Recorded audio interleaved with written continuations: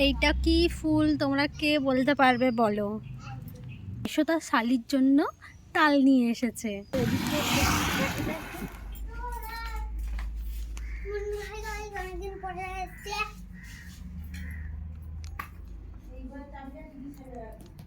Hello বন্ধুরা, কেমন আছো তোমরা সবাই? আশা করি তোমরা সবাই খুব ভালো আছো, আমরাও খুব ভালো আছি।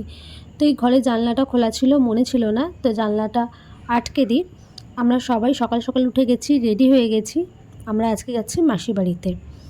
তো চলো, একটা বেলার জন্যই যাচ্ছি, আমাদের সাথে তোমাদেরও নিয়ে যাই আমার মাসির বাড়িতে। তো টোটো বলা ছিল, টোটো যথার সময়ে চলে এসেছে। আমরা সবাই টোটোতে উঠে গেছি। টোটোতে করে এবার যাবো নবাবহাটে বাস ধরতে। আর এখানে আমার ননিকে একটু ফটো ভিডিও করছিলাম।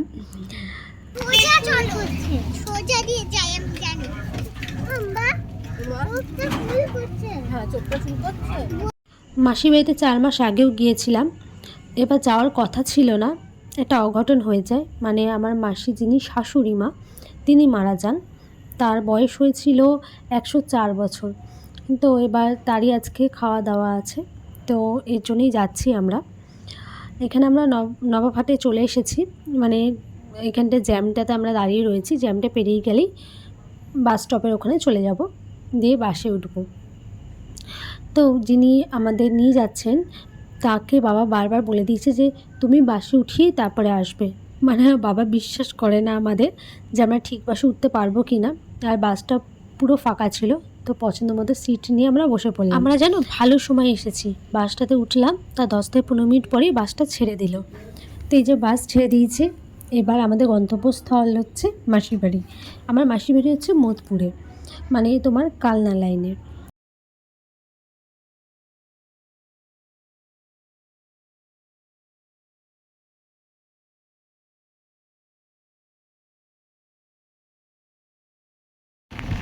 বাবু,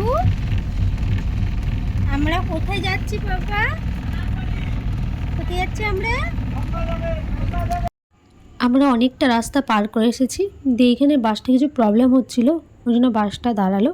আর দাঁড়িয়ে ছুঁয়ে দেখো কত সুন্দর জায়গা, খুব সুন্দর লাগছিল। তো এখানটাতে না আমি একটু ভিডিও করছিলাম, আমার ভীষণই ভালো লাগলো জায়গাটা। তো এই যে এবার বাসটা বলছে এবার ছেড়ে দেবে, তো চলো। আর এখানে রাস্তাগুলো এত সুন্দর। তো আমরা যাচ্ছি কালনা লাইনে। কালনা লাইনের রাস্তাগুলো যেমন সুন্দর, কাটোয়া লাইনের রাস্তাটাও কিন্তু খুব সুন্দর। সিঙ্গেল রোড, এটাই একটা প্রবলেম। আমার সিঙ্গেল রোড না খুব ভয় লাগে, কেন জানি না, মানে এত ভয় লাগে।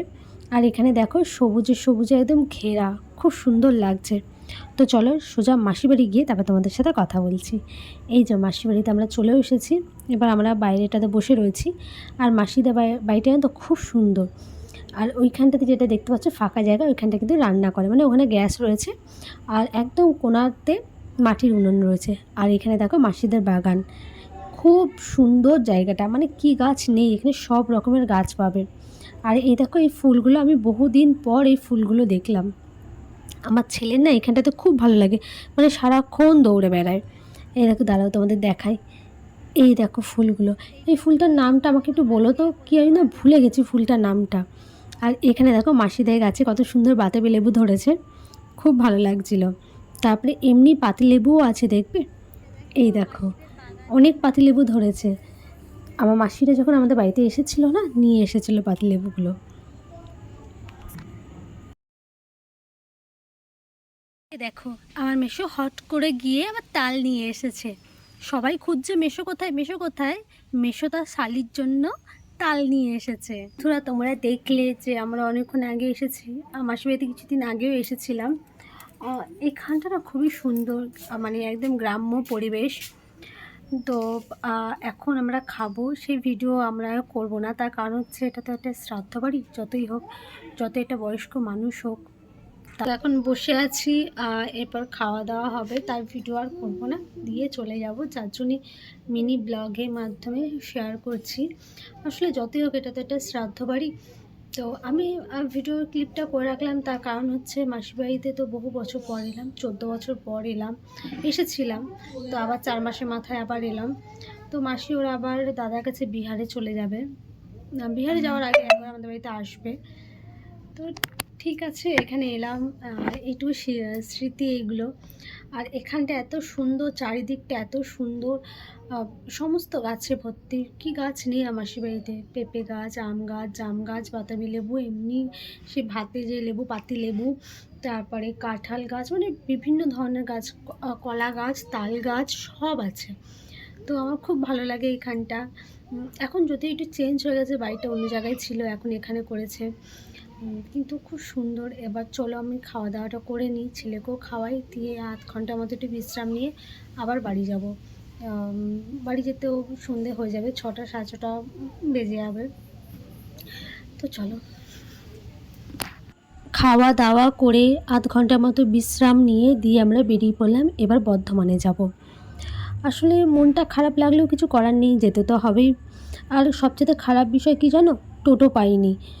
যাওয়ার সময় তো টোটো পেয়েছি, বাস স্টপ থেকে মাসির বাড়িতে অনেকটা রাস্তা, তাই আমার ছেলে যাতে কষ্ট না হয় তাই জন্য আমার মেসো এসছে। মেসো তো আবার জুতো পরতেও পারবে না, খালি পায়ে পায়ে হাঁটছে। বারবার বারণ করলাম মেসোকে যে তোমাকে আসতে হবে না।